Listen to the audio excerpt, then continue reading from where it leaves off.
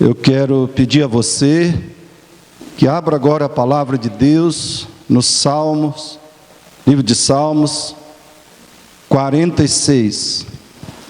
Leremos Salmos de número 46. Vamos orar, depois faremos a leitura desse texto bíblico.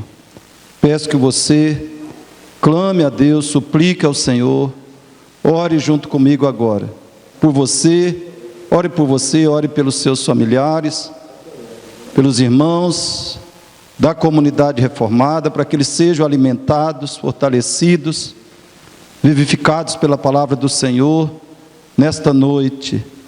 Ore também por pessoas que estiverem ouvindo essa mensagem, aqueles que já estão em Cristo, outros que talvez não estão. Esperamos que muitos estejam recebendo a palavra de Deus, para receberem também a vida e a paz em Cristo Jesus nesta noite.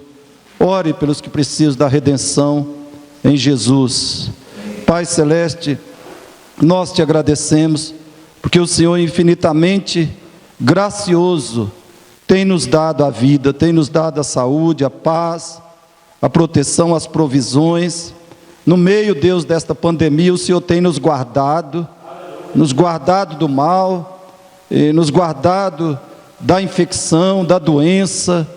Nós agradecemos por aqueles que têm sido livrados pelo Senhor deste mal e de outros muitos males que o Senhor tem nos protegido e guardado. E agora nós queremos, Pai, agora que temos mais uma vez esse privilégio, essa honra de estarmos reunidos em culto, em adoração ao Senhor, ajuda-nos, Senhor, ajuda-nos pelo Teu Espírito a continuarmos te adorando a ouvirmos e recebermos a palavra do Senhor. Que o Senhor ministre aos nossos corações, que o Teu próprio Espírito Santo pregue, fale, comunique e aplique profundamente a Tua palavra a cada coração, cada mente, cada vida nesta noite, Senhor. Faz essa obra maravilhosa em nós, pela palavra do Senhor, que nós sejamos santificados, fortalecidos, transformados, libertados pela Tua palavra. Que o Senhor salve aquele que está sem vida espiritual, sem vida eterna. Oh Deus, queima espíritos malignos, queima demônios, destrói toda obra de Satanás, do pecado imundo, contra essa pregação, contra esse culto e as pessoas que a estão ouvindo e ouvirão, Senhor. Capacita o Teu servo. Tu sabes que não há em nós poder, não há em nós capacidade, não há em nós eficácia para a pregação da palavra. Que o Senhor libere o Teu Espírito para falar e operar poderosa e maravilhosamente. Ajuda-nos, ó Deus, confiamos na Tua graça, em nome de Jesus. Amém, Senhor. Amém. Querido, Salmo 46, diz assim a palavra do Senhor: Deus é o nosso refúgio e fortaleza, socorro bem presente nas tribulações. Portanto, não temeremos, ainda que a terra se transtorne e os montes se abalem no seio dos mares, ainda que as águas tumultuem e espumejem, e na sua fúria os montes se estremeçam. Há um rio cujas correntes alegram a cidade de Deus, o santuário das moradas do Altíssimo.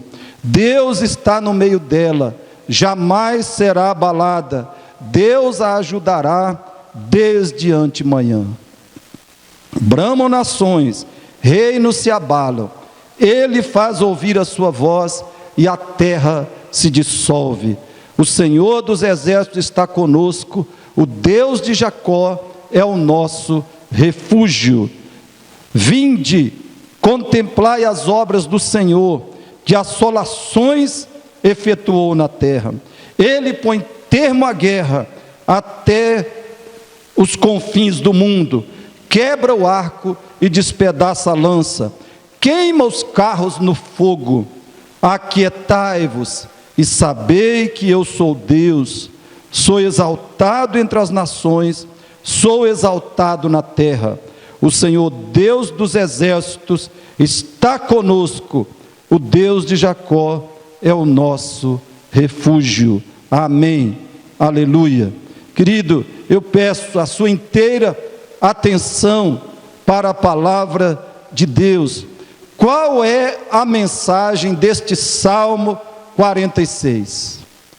Podemos dizer que esta mensagem é Deus. A mensagem do Salmo 46 é Deus, ou seja, é a supremacia de Deus sobre o mundo e o mal. É o exercício desta supremacia em fidelidade, poder e cuidado para com a sua igreja, o Israel espiritual. Deus exerce a sua supremacia em fidelidade, em poder, em cuidado para com Israel espiritual, a igreja, os remidos pelo sangue de Jesus Cristo. E qual é a finalidade deste salmo? A finalidade dele é nos dar um sentimento, é dar para o seu povo, é dar para a sua igreja um sentimento de confiança, de tranquilidade no meio da instabilidade deste mundo.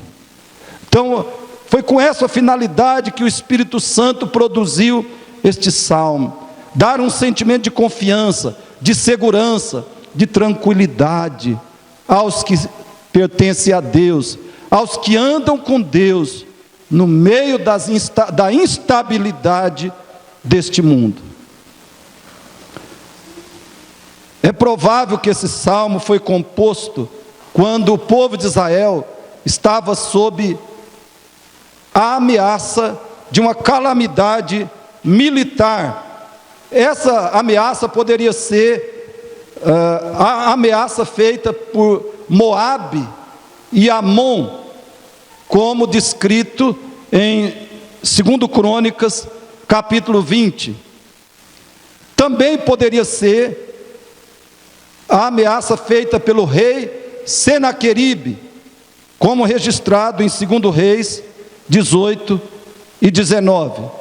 O certo, contudo, é que neste salmo, este salmo fala do povo de Deus no meio de duas horríveis calamidades, uma natural e outra militar. Um terremoto, o terremoto e a guerra. Qual é a grande pergunta desse salmo? A grande pergunta é essa: qual é a diferença que Deus faz para a sua igreja num contexto caótico? Veja, Israel está diante de duas calamidades, pelo menos que são descritas no salmo: um terremoto e a guerra, a ameaça militar. E a pergunta é essa: qual é a diferença que Deus faz para a sua igreja neste contexto, ou em qualquer contexto caótico? Esta é a pergunta que o autor pretende nos responder. Antes, porém, é necessário fazermos outra pergunta. E este é o primeiro ponto da nossa mensagem. De que formas esse salmo focaliza a insegurança deste mundo? Antes de respondermos à pergunta central, antes de tratarmos da questão principal deste salmo, vamos responder esta questão preliminar, que é pré-requisito para entendermos a mensagem do salmo. De que formas este salmo focaliza a insegurança deste mundo? A resposta está resumida na palavra tribulações, que aparece no verso 1. Tribulações. Essa palavra também significa angústias, ameaças, adversidades, aflições e sofrimentos. E de que formas específicas essas tribulações acontecem? o Salmo menciona duas formas de tribulação. Primeiro, um terremoto acompanhado talvez de enchentes ou tsunamis. No verso 3, o autor diz, versos 2 e 3, a terra se transtorna, os montes se abalam no seio dos mares, as águas tumultuam e espumejam, e com fúria os montes se estremecem. Estas são as imagens que estão na mente do escritor. De repente a terra começou a dançar, balançar sem controle. As águas estão furiosamente desgovernadas. Inundações acontecem. Montanhas estão se despedaçando e caindo dentro das águas. De fato, isso é um desastre.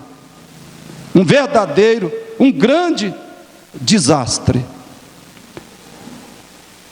E a segunda tribulação, citada pelo autor, é as nações em fúria e guerra. As nações em fúria e guerra.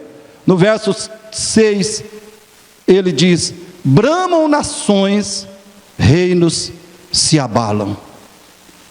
No verso 9, ele menciona a guerra até os confins do mundo, ou seja, a guerra no mundo inteiro, e fala do arco, lança e dos carros de guerra. O terremoto e as guerras podem, com essas palavras, com essas descrições, o salmista pode estar falando de situações concretas que Israel estava enfrentando, mas provavelmente isso é uma linguagem figurada para falar dos terremotos e guerras que acontecem em todas as áreas de nossas vidas. Terremotos e guerras, figuradamente, acontecem nas muitas áreas de pessoas, da vida de pessoas, de famílias, de igrejas, de cidades, de nações. Somos afetados por vários tipos de terremotos e guerras. Então, provavelmente, o autor está falando de circunstâncias diversas dessa vida, que representam perigo, sofrimento, insegurança para nós. Na Bíblia, queridos, as águas agitadas é uma linguagem que simboliza o mal e o caos desse mundo, e também as nossas dores e angústias pessoais. Então lembre disso, na Bíblia, águas agitadas, numa figura de linguagem, está se referindo ao mal, ao caos deste mundo, e também às dores e angústias que nós sofremos. Por exemplo, alguns textos que revelam isso. Daniel capítulo 7, versículo 2, diz assim: falou Daniel e disse: eu estava olhando durante a minha visão da noite, e eis que os 4 ventos do céu agitavam o mar grande. O que é esse mar grande? Toda a humanidade, as nações da terra. Ainda Apocalipse 17,15 diz: falou-me ainda, as águas que viste, onde a meretriz está assentada, são povos, multidões, nações e línguas. O Salmo 69, 1 a 2, o servo de Deus ora da seguinte forma: salva-me, ó Deus, porque as águas me sobem até a alma. Estou atolado em um profundo lamaçal que não dá pé. estou nas profundezas das águas e a corrente me submerge. E ainda o Salmo 29, 3 declara o controle, o comando, o domínio que Deus exerce sobre as águas, as tribulações, as aflições, as desordens do mundo e da vida humana. Salmo 29, 3 diz: ouve-se a voz do Senhor sobre as águas, troveja o Deus da glória, o Senhor está sobre as muitas águas. Então, queridos, qual é a verdade central do Salmo 46 até aqui? Essa verdade pode ser expressa em duas partes. Primeiro, não há verdadeira estabilidade nem segurança neste mundo. Você sabe muito bem disso. Eu creio que essa é a sua experiência, assim, muito intensa. Não há verdadeira estabilidade nem segurança neste mundo. Até a terra e os montes que parecem inabaláveis, de repente são tragicamente sacudidos, e a destruição é imensurável. E as nações? As nações estão em constantes conflitos, diretos ou indiretos. Ou é guerra quente, ou é guerra fria. É a realidade da humanidade. Não há segurança. Há constantes turbulências, constantes ameaças, e até mesmo tragédias, desastres, catástrofes. É assim que é este mundo. Essa é a realidade dessa terra, por enquanto. E a segunda parte da verdade é que, apesar da insegurança deste mundo, os filhos de Deus têm uma segurança sobrenatural. Então lembre disso.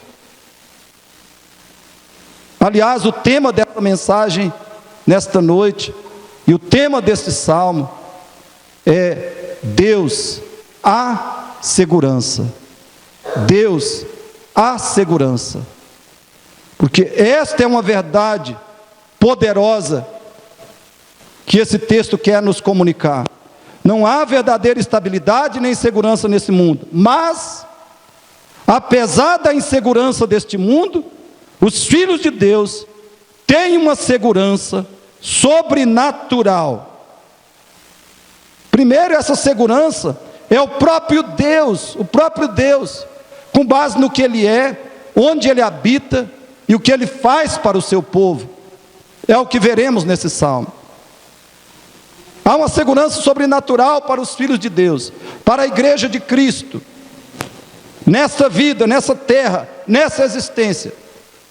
Há para nós uma segurança sobrenatural, porque o próprio Deus é essa segurança, com base no que Ele é, em onde Ele habita e no que Ele faz pela sua igreja.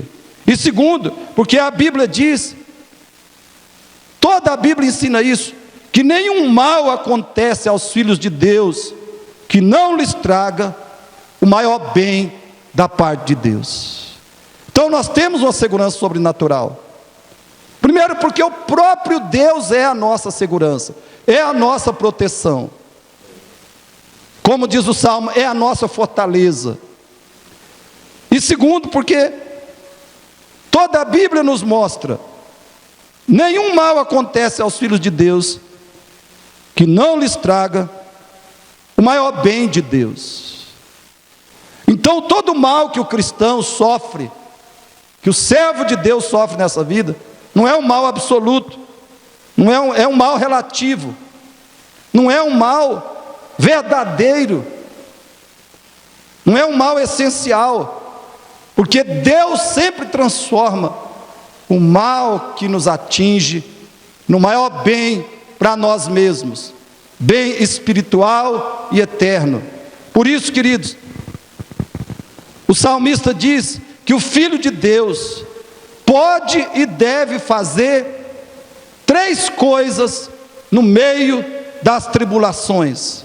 Primeiro, ele deve resistir e expulsar o medo. Versículo 2, parte A: não temeremos. E como eu já expliquei, este não temeremos quer dizer, não significa que não sentiremos medo, significa que vamos expulsar o medo, resistir o medo.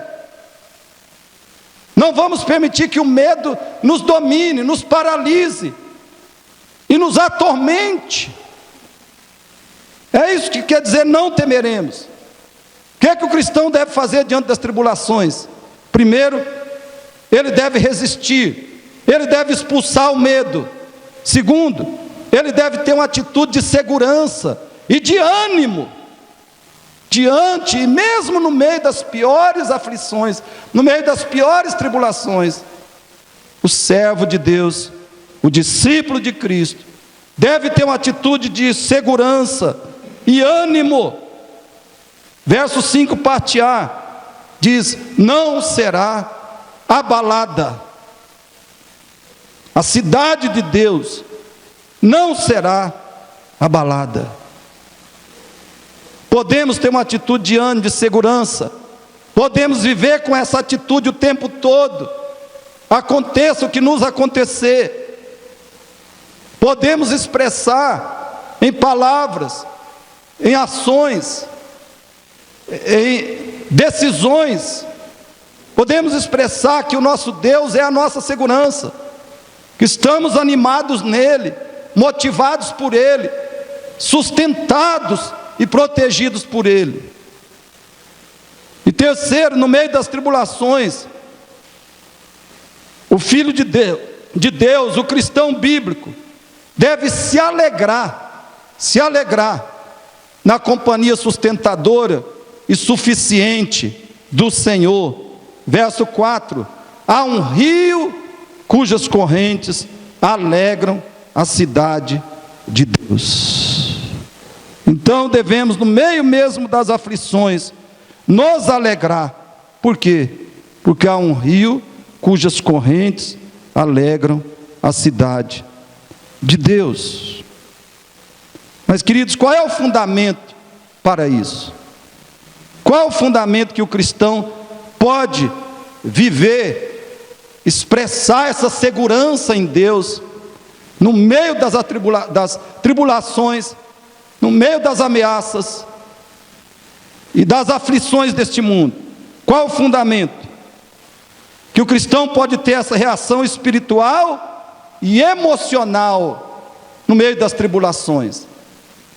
O fundamento é a diferença que Deus faz, no coração e na vida daqueles que são dele. E essa é a nossa segunda e final pergunta que vamos responder neste salmo.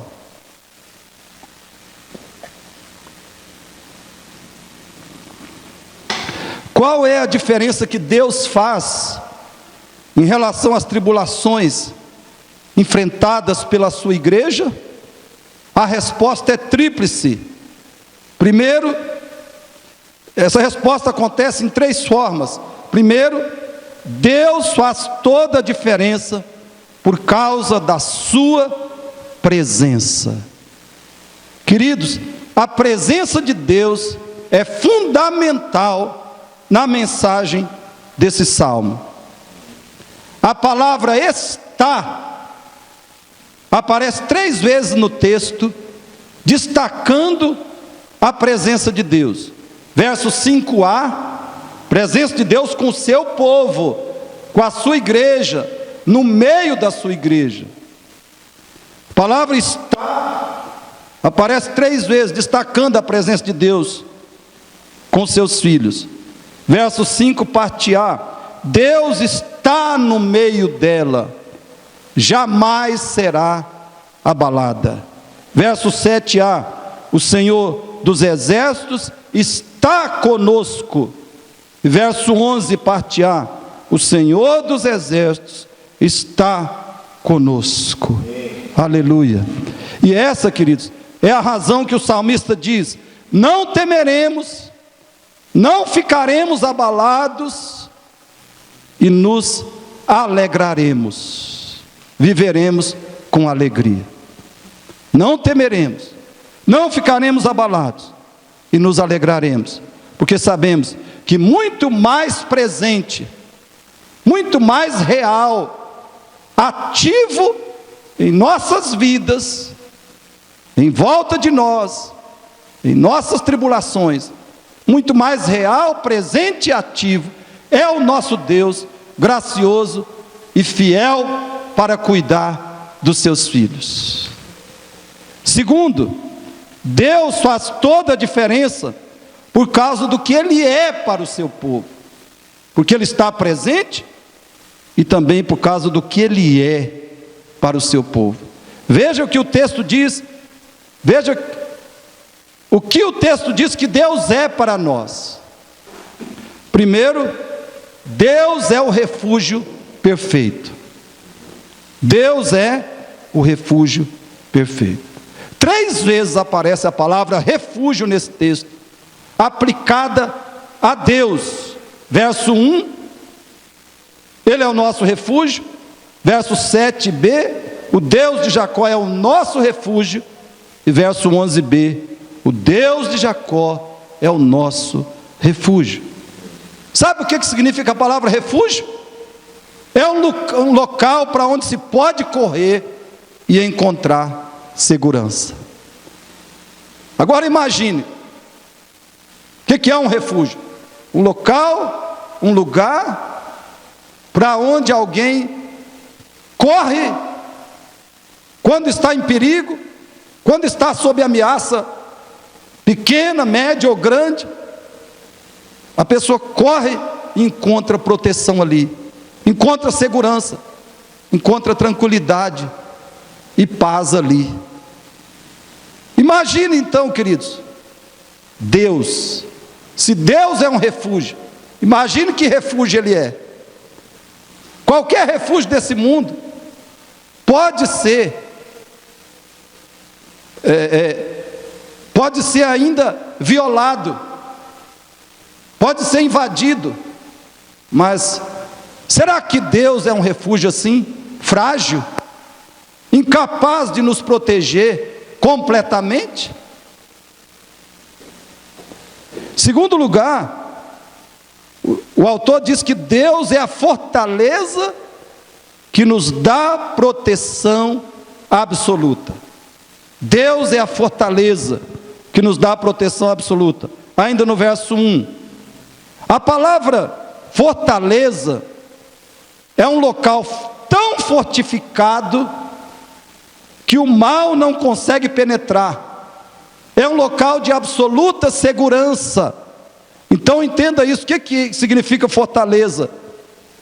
Um local muitíssimo, extremamente fortificado, aonde o inimigo, o perseguidor, o invasor não pode penetrar. É um local de absoluta segurança.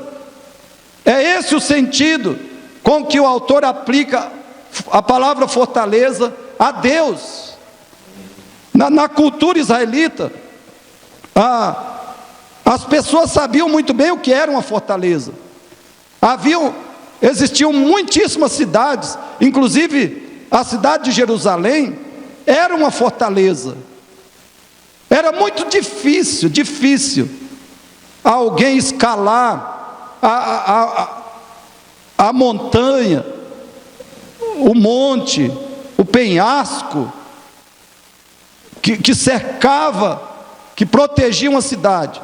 Era muito difícil alguém escalar e transpor a muralha que cercava uma cidade. Mas isso podia acontecer.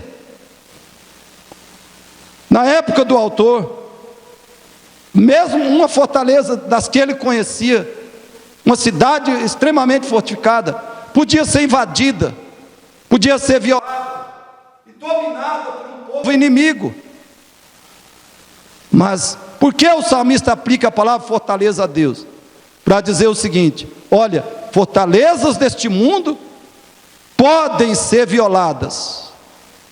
Fortalezas deste mundo podem ser invadidas, tomadas. Mas Deus é a fortaleza absolutamente inviolável. Amém. Nele ninguém penetra. E portanto, aqueles que estão em Deus, por meio de Cristo, que estão nessa fortaleza que é Deus, não podem ser tocados, não podem ser invadidos, não podem ser destruídos pelos seus inimigos, porque Deus é a fortaleza, Deus é a absoluta segurança da sua igreja, do seu povo, dos seus filhos. Louvado seja o Senhor. E queridos, terceiro, ele diz que Deus é o socorro aqui e agora. Ele diz socorro bem presente. Isso quer dizer que Deus não é o socorro dos seus filhos no passado somente. Deus não é somente o nosso socorro, foi o nosso socorro no passado, será o nosso socorro no futuro. Não, Deus é o nosso socorro agora. Agora e aqui, na situação, na tribulação, no problema, na aflição que estamos enfrentando, sofrendo agora, Ele é o nosso socorro. Amém. Ouça isso: socorro bem presente refere-se a um livramento imediatamente acessível e perfeitamente capaz de atender a nossa necessidade. Deus é esse socorro imediatamente acessível e perfeitamente capaz de atender a nossa necessidade.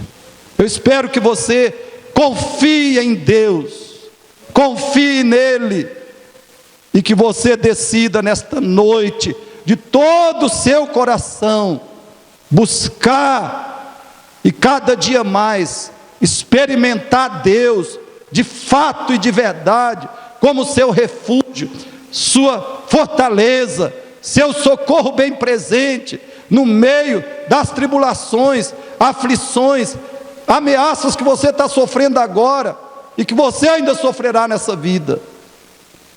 Espero que você experimente o quanto e como Deus é refúgio, Deus é fortaleza, Deus é socorro bem presente.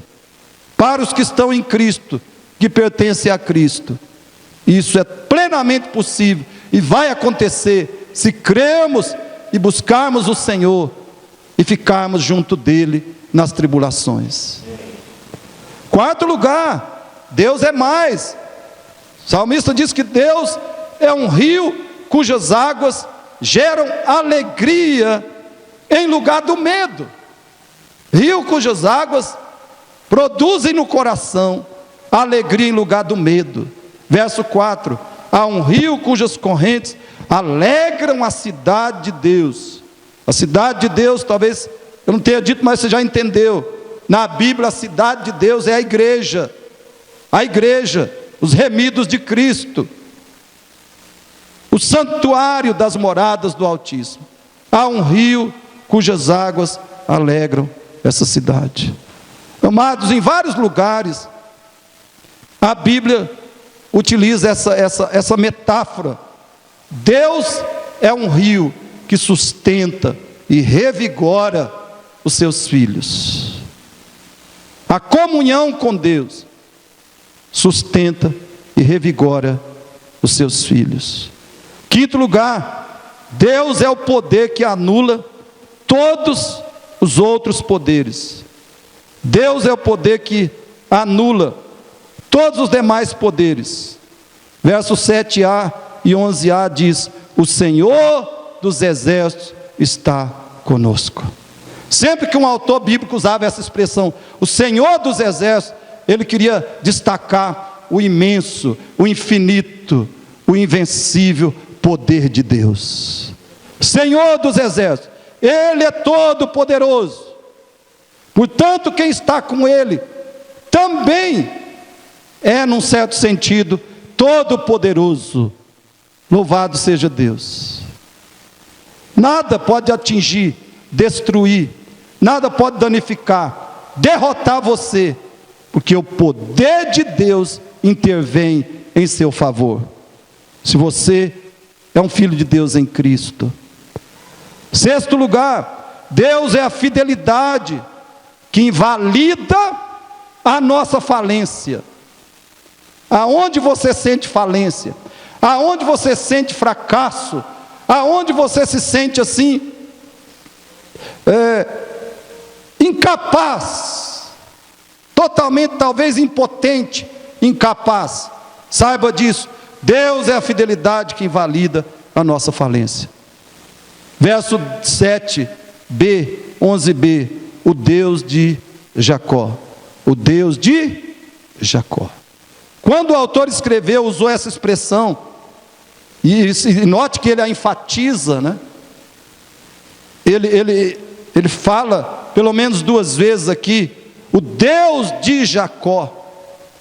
Ele está lembrando, ele está se referindo profundamente, ele está querendo lembrar, destacar para o povo, trazer à memória do povo, o fato de que o Deus de Israel é o Deus do pacto, é o Deus da aliança. É isso que quer dizer Deus de Jacó. Ele fez uma aliança com Abraão, ele fez uma aliança com Isaac, ele fez uma aliança com Jacó, e por isso, ele é o Deus de Jacó. Então o autor quer dizer, Deus não quebra a sua aliança, Deus não esquece da sua aliança, Deus nunca descumpre a sua aliança para com o seu povo, para com Israel espiritual. Então o que ele está dizendo aqui, queridos, é que nós estamos seguros no nosso Deus. Por quê? Não porque Deus está conosco, pelo fato de que cumprimos perfeitamente os termos da aliança. Ele está dizendo, Deus está conosco, mas não é porque cumprimos infalivelmente os termos da aliança, que é a própria lei de Deus. Não, Deus está conosco, porque Ele cumpre a aliança, Ele cumpre perfeitamente, Ele cumpriu essa aliança infalivelmente no seu Filho Jesus Cristo, louvado seja Deus. E portanto, aqueles que estão em aliança com Ele, pelo fato de Ele perfeitamente ter cumprido a aliança, recebem todos os benefícios, todas as bênçãos, todas as promessas e privilégios da aliança que Deus tem com o seu povo. Ele é o Deus de Jacó, o Deus que não falha na sua aliança. E se nós estamos em Cristo, temos uma aliança com Ele, uma aliança que Ele mesmo cumpre, e então nos dá os benefícios, nos dá as bênçãos prometidas, garantidas na aliança. E essa então, queridos, é a razão que o autor diz, não temeremos, não ficaremos abalados, e teremos alegria, viveremos com alegria, por causa da presença de Deus conosco, em segundo lugar, por causa do que Ele é para nós, o seu povo. Terceiro lugar, Deus faz toda a diferença, por causa do que Ele faz, as suas obras em favor do seu povo. Ele faz toda a diferença para aqueles que pertencem a Ele em Cristo, por causa das suas obras, por causa do que Ele faz em favor do seu povo. O Salmo destaca essas obras de Deus da seguinte forma: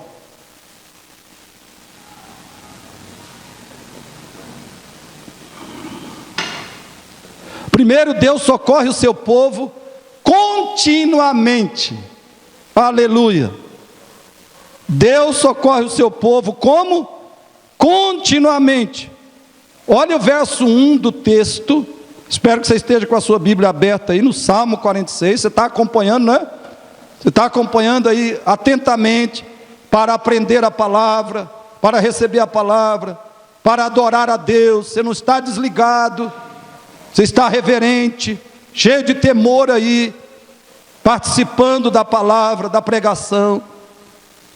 Deus socorre o seu povo continuamente.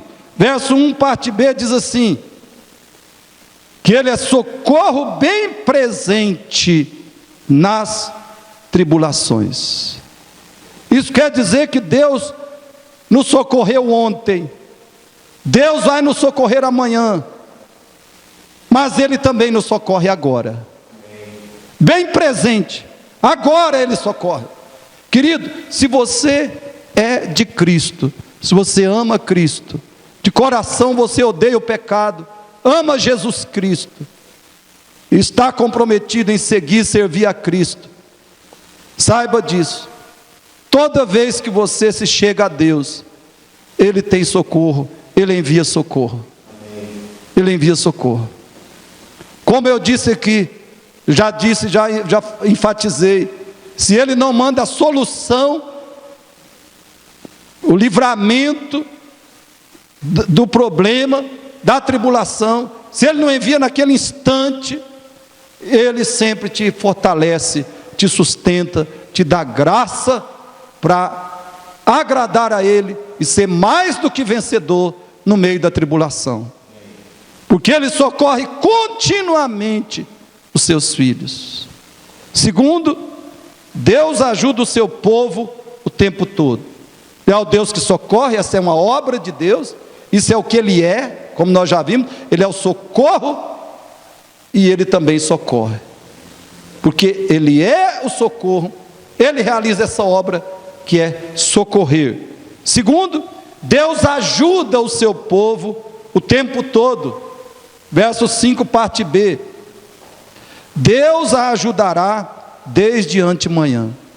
Socorro tem o sentido de livrar de alguma forma, de dar a vitória, ou trazer a solução, ou dar a vitória. E ajuda tem o sentido de nos fortalecer, nos capacitar nas nossas fraquezas. Deus a ajudará desde antemanhã.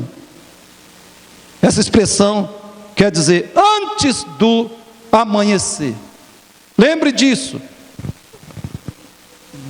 O tempo todo Deus ajuda os seus filhos antes do amanhecer. Isso quer dizer que não há um minuto em que Deus não esteja conosco, com seus filhos. Não há um minuto que Ele não nos socorra em qualquer situação. Não há uma hora que Deus não esteja conosco e não nos ajude. Não há um dia que Deus não esteja conosco e não nos ajude. Ele ajuda o seu povo o tempo todo. Terceiro, as obras de Deus por nós, pelos seus filhos. Deus frustra os projetos das nações e dos reinos do mundo, e Ele faz isso em benefício do seu povo, em benefício da sua igreja. Versos 6 e 8 diz assim: bramam nações, reinos se abalam, Ele faz ouvir a sua voz, e a terra se dissolve. 8, vinde, contemplai as obras do Senhor, que assolações efetuou na terra. Queridos, isso significa que não há nada melhor que fazemos ou possamos fazer do que confiar no Senhor, clamar ao Senhor e descansar no Senhor. Espero que essa palavra de Deus entre no seu coração, que ela faça diferença no seu sentir, no seu pensar, no seu falar e no seu agir. As nações bramam, ou seja, as nações gritam, esbravejam, as nações se levantam com violência, as nações se levantam com fúria, se levantam com arrogância, com presunção, com prepotência. Porém, Deus faz ouvir a sua voz e a terra se dissolve. Vinde, contemplai as obras do Senhor, as nações se levantam, os reinos se abalam, e entram em conflito, em guerra, nos seus egoísmos, nas suas cobiças, nas suas rebeliões. Mas olha o que Deus faz: Ele efetua assolações na terra. Então lembre disso, não há, diante dessas verdades, queridos, não há nada melhor que nós façamos do que confiar no Senhor, clamar ao Senhor e descansar nele. Até porque chegará um momento, esses versículos estão dizendo isso, irmãos, esses versículos que lemos e os demais, até o restante do Salmo, essas declarações querem dizer que vai acabar, vai chegar a hora, vai chegar o momento, e talvez não demore, em que as nações e reinos acabarão. As nações e reinos desse mundo serão dissipados, removidos. As nações e reinos como nós conhecemos agora. Deus faz ouvir a sua voz, a terra se dissolve, Ele opera assolações na terra. Isso quer dizer que vão acabar as nações e reinos, vão acabar as ideologias, vão acabar os políticos e os politiqueiros que nos decepcionam, que nos afligem, que nos oprimem, que nos exploram. Vão acabar os políticos, os politiqueiros, vão acabar os ditadores, as ditaduras e os totalitarismos que enfrentamos e sofremos hoje. Vai acabar o comunismo, vai acabar o capitalismo, vão acabar o diabo e seus servos corruptos e ditadores. É isso que a palavra de Deus está dizendo. Ele faz assolações nessa terra, Ele dizima, Ele aniquila os rebeldes, os ímpios, os prepotentes, que conspiram contra Ele, que o odeiam. Ele faz assolações na terra. Oremos, queridos, oremos para que isso aconteça logo, oremos para que isso aconteça agora, mesmo que seja parcialmente.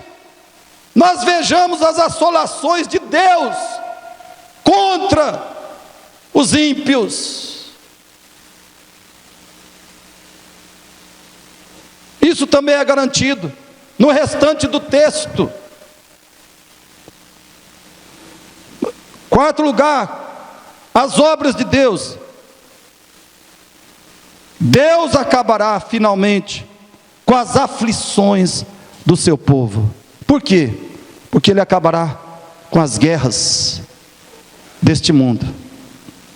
Todos os tipos e formas de guerras Ele acabará. As guerras entre as nações, as guerras econômicas, as guerras políticas, a guerra dos sexos, a guerra contra a natureza,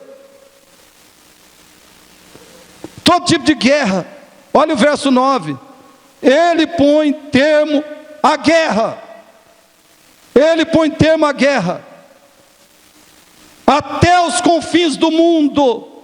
Põe termo quer dizer, Ele põe fim, Ele finaliza, Ele encerra, Ele acaba com a guerra, até os confins do mundo. Em todo o mundo Deus destruirá, Deus aniquilará as guerras. Ele quebra o arco, Ele despedaça a lança, Ele queima os carros no fogo. Louvado seja Deus. Querido, uma guerra só acontece porque Deus a decreta, ou Ele a permite, mas Ele põe termo à guerra. A guerra começa quando Ele quer, e a guerra termina quando Ele quer. Principalmente, Ele põe termo à guerra que há a guerra que há no nosso coração, a nossa guerra interior, diária, contra o pecado, contra o diabo, contra o mundo. Ele põe termo à guerra dentro de nós, dos seus filhos. Ele vai acabar com essa guerra. E Ele vai acabar a guerra dos nossos inimigos contra nós. A guerra do pecado contra o seu povo. A guerra do diabo contra o seu povo. A guerra do mundo ímpio contra o seu povo. E em quinto lugar, e o último, Deus subjugará finalmente todos os inimigos do seu povo. Olha o verso 10. Aquietai-vos e sabei que eu sou Deus. Sou exaltado entre as nações, sou exaltado na terra, glórias a Deus. Querido, esse texto, esse versículo está falando da supremacia, da soberania de Deus sobre todos os povos poderosos, sobre todas as nações e sistemas deste mundo. Ele é soberano, Ele é supremo. Não há adversário para Deus. Não há poder que resista diante do Deus vivo, do Deus de Abraão, do Deus de Israel, do Deus de Jacó. Não há páreo para Ele. Por isso que diz assim, o autor diz: aquietai-vos e sabei. Essa expressão aquietai-vos tem um duplo sentido, no bom sentido. Aquietai-vos tem um significado para os filhos de Deus, e outro para os que são rebeldes a Deus. Para os filhos de Deus, aquietai-vos quer dizer, fiquem calmos, fiquem tranquilos, descansem no Deus dos exércitos, no Deus de Jacó. No meio das tribulações, no meio das aflições, das terríveis ameaças que vocês, servos de Deus, enfrentam e sofrem, aquietai-vos, fiquem tranquilos, fiquem calmos, descansem, porque Ele é o Deus dos exércitos. Descansem naquele que é o Deus dos exércitos. Descansem naquele que é o Deus de Jacó, que é o Todo-Poderoso e que cumpre infalivelmente a sua aliança, as suas promessas para com seus filhos.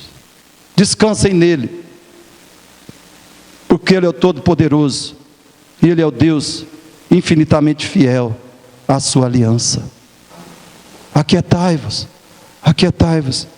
Deus está dizendo, se nós estamos aflitos, se nós estamos angustiados, se nós estamos estressados, agitados, Ele está dizendo, aquietem, aquietem. Se vocês amam a Deus, se conhecem a Deus, se confiam em Deus, se servem a Deus, aquietem, aquietai-vos. E segundo, o significado para os rebeldes, aquietai-vos quer dizer, para os rebeldes a Deus, desistam, desistam, desistam da sua guerra perdida.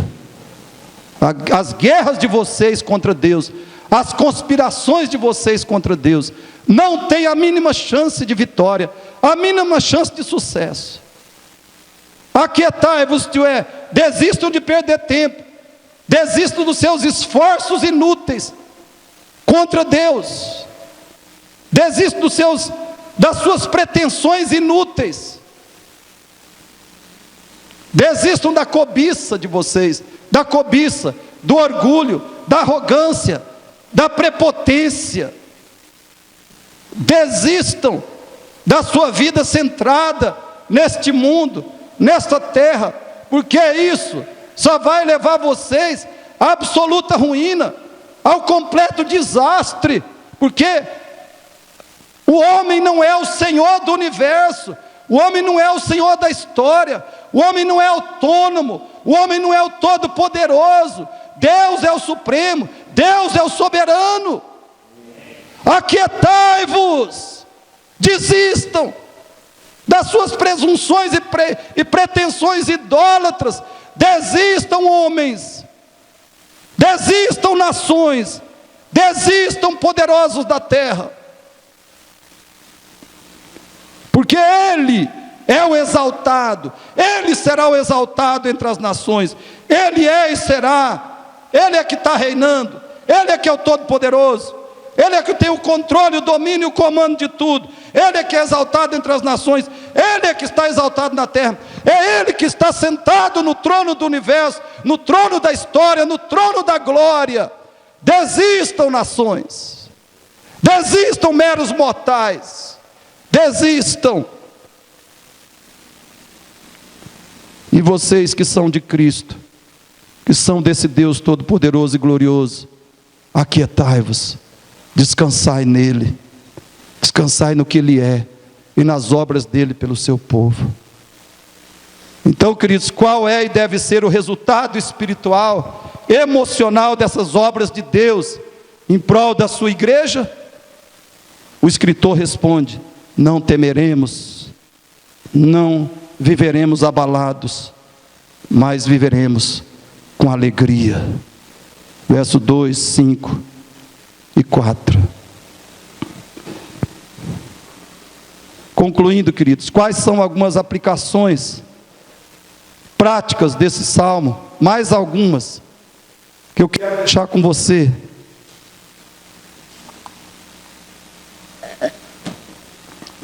Eu peço ainda mais, por favor, a sua atenção, a sua concentração. Não deixe nada te desligar agora, porque isso aqui é muito importante. Em primeiro lugar, Deus e o medo dominador não andam juntos num coração de um cristão. Deus e o medo dominador não andam juntos.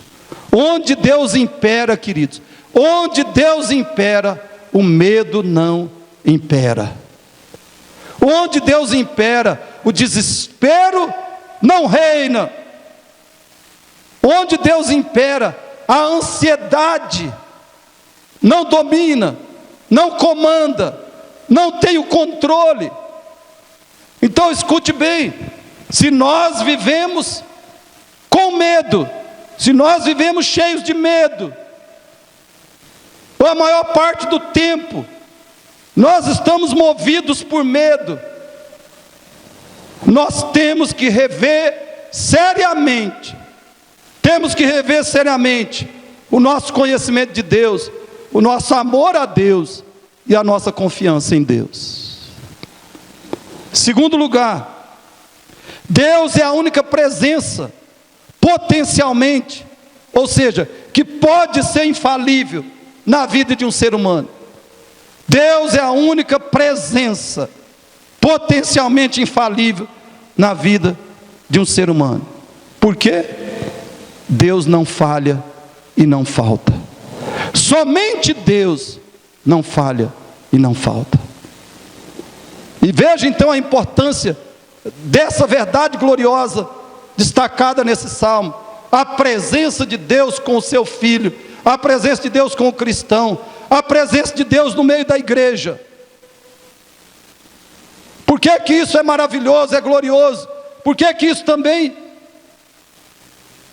tem imenso significado e sentido? Porque somente a presença de Deus é infalível na vida de um ser humano, na vida de uma família, na vida de uma igreja, na vida de uma cidade, na vida de uma nação. Todas as outras presenças podem falhar, podem faltar. É provável, querido, é provável que um dia, há grande probabilidade que um dia a sua esposa vai faltar na sua vida, ou o seu marido vai faltar. É provável que um dia o seu filho falte, o seu filho não esteja mais com você, ou os seus filhos, por uma razão ou outra. É provável, e muitíssimo provável, que um dia os seus pais não estarão mais, eles faltarão na sua vida. Mas só há um que não falta. Mas sabe por quê? Deus não falta na vida de uma pessoa. Sabe em que circunstância? Quando essa pessoa tem Cristo como seu Senhor e Salvador. Se você tiver Cristo como Senhor, Salvador da sua vida, você tem uma aliança com Deus. E isso quer dizer que você sempre terá a presença de Deus que não falta e que faz toda a diferença. Toda a diferença. Nós sabemos que a nossa vida nesse mundo é feita de terremotos e é feita de guerras. Terremotos acontecem, guerras acontecem na nossa vida. Estamos sujeitos, figuradamente, metaforicamente, a todo tipo de guerra e terremoto. Morte de uma pessoa querida, uma pessoa talvez muitíssimo próxima de nós, doença gravíssima, acidente gravíssimo, crise financeira. Estamos sujeitos a todo tipo de guerra e terremoto, todo tipo de tribulação.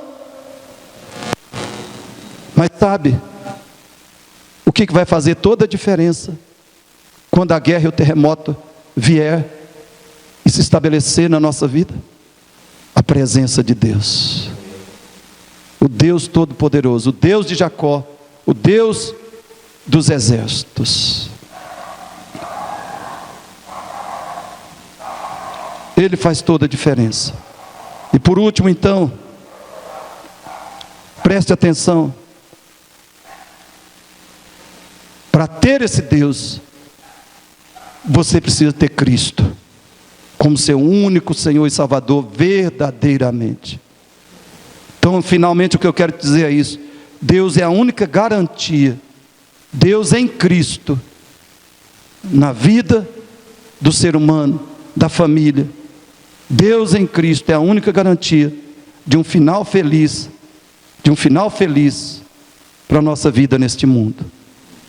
Ele é a única garantia da presença de Deus conosco.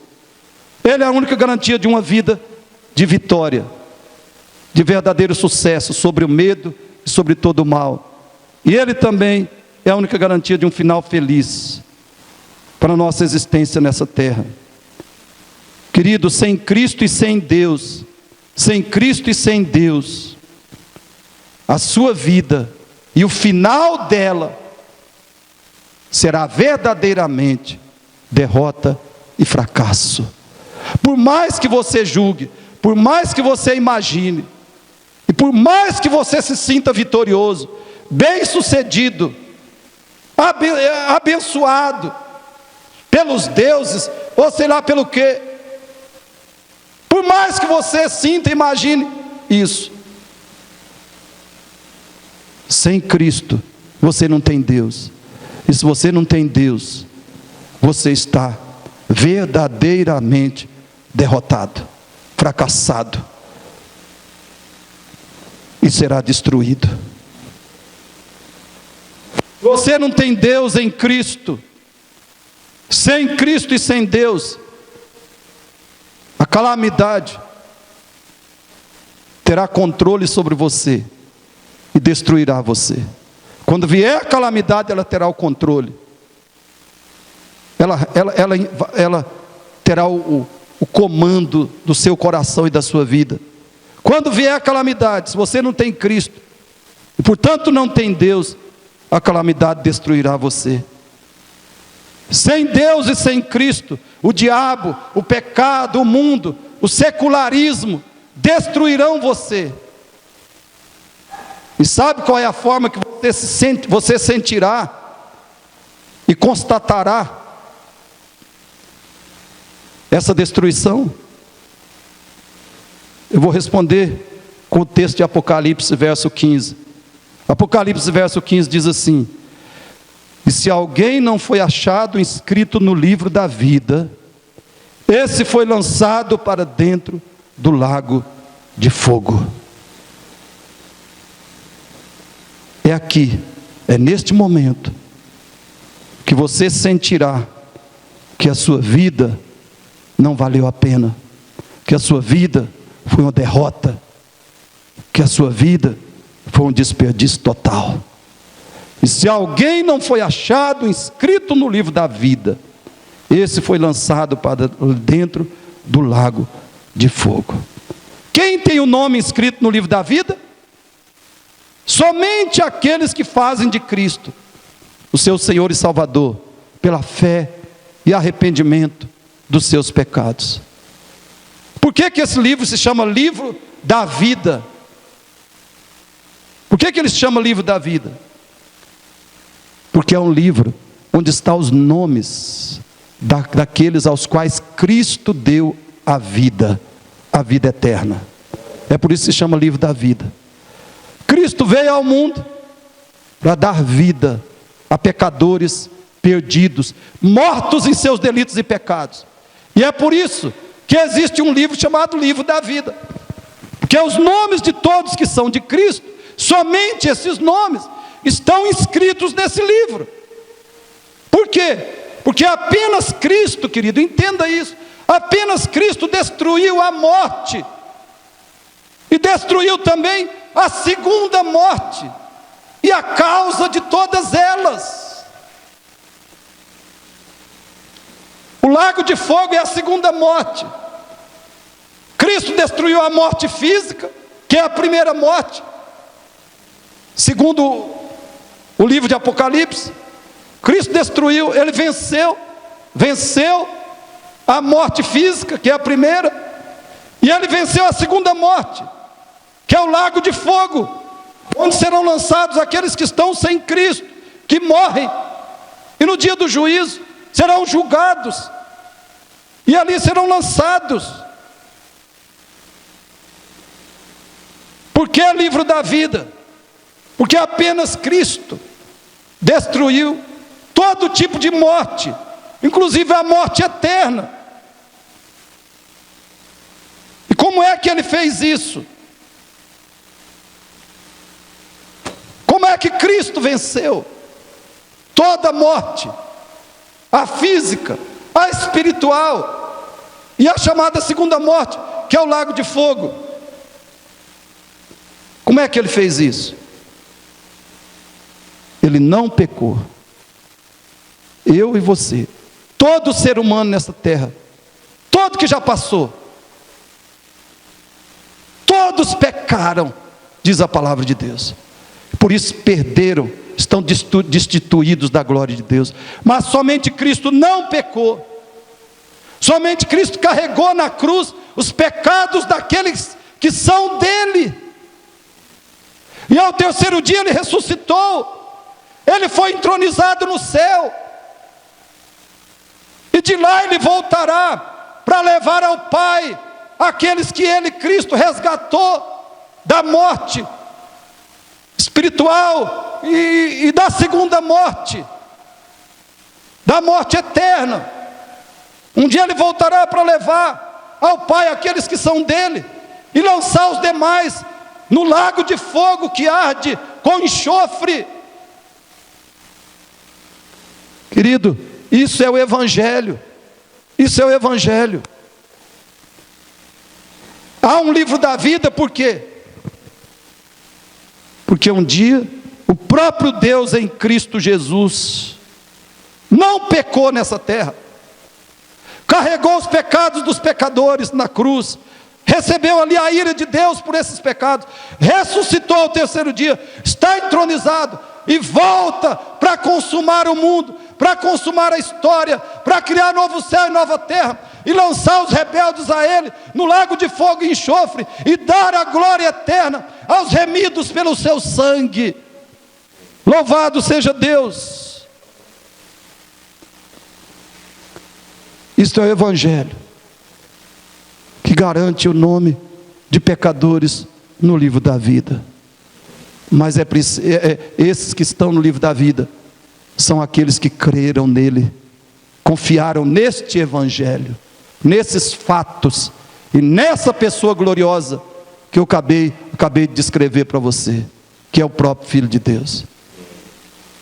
Esses que depositam a sua confiança neste Evangelho e de coração se arrependem dos seus pecados, quebram o compromisso com o pecado, abandonam a vida de de dedicação, abandona a vida de pecado intencional, proposital, e seguem a Cristo como seu único Senhor e Salvador. Esse tem o seu nome escrito no livro da vida. Então eu pergunto: você quer ter vitória? Você quer ter vitória sobre o medo? Você quer ter vitória sobre a segunda morte? Você quer ter vitória sobre todo o mal? Você quer ter a segurança que só Deus pode te dar? Pode dar ao pecador? Por Cristo Jesus. A segurança que está descrita no Salmo 46. Você quer ter essa segurança? Feche os seus olhos, vamos orar.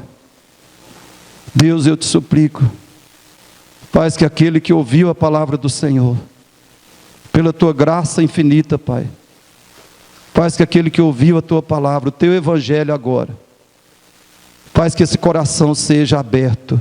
Abre os corações, abre, escancara o coração desse jovem, desse homem, dessa mulher, dessa criança, deste adolescente, deste idoso, que talvez tenha ouvido essa palavra. Abre o coração, Senhor. Ressuscita o pecador, ressuscita o coração que estava morto em delitos e pecados. Aplica o teu evangelho. Conceda arrependimento ao pecador, arrependimento verdadeiro dos seus pecados.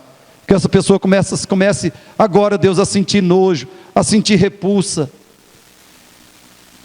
Comece a sentir, Deus, aversão profunda ao pecado e a uma vida de pecados. Que essa pessoa se arrependa dos seus pecados pela graça do Senhor, e que ela coloque a fé, a confiança somente em Jesus Cristo, para ter a vitória sobre o medo, a verdadeira vitória, a única vitória sobre o medo, que é Cristo Jesus. Que essa pessoa se confie, se entregue a Cristo, para ter a segurança que só o Senhor concede ao ser humano. A segurança que os teus filhos somente têm em Cristo Jesus. Segurança nesse mundo, segurança eterna. Que essa pessoa se renda a Cristo, Pai, para vencer a segunda morte, para não ser lançado no lago de fogo, mas ser recebido no teu reino de glória eterna. E que o Senhor aplique também a tua palavra naqueles que já são do Senhor, e que eles, Pai, vivam cada dia demonstrando segurança, a segurança que o Senhor dá para aqueles que são teus. Pai, que o Senhor capacite a cada um que recebeu, que ouviu a tua palavra, capacite cada um a expulsar o medo, resistir, expulsar o medo do seu coração e da sua vida, sempre que o medo vier e tentar tomar o controle, tomar o comando. Capacita cada um, pela palavra ouvida, pelas verdades do Senhor, a expulsar, resistir, vencer todo medo. Capacita os teus filhos a terem cada dia atitudes de segurança e ânimo diante das tribulações e aflições da vida. Nos dê a graça para isso. E também capacita cada um a se alegrar em Ti, mesmo no meio das aflições. Se alegrar na companhia sustentadora e suficiente do Senhor, porque há um rio cujas correntes alegram a cidade de Deus. Obrigado, Senhor, pela Tua palavra.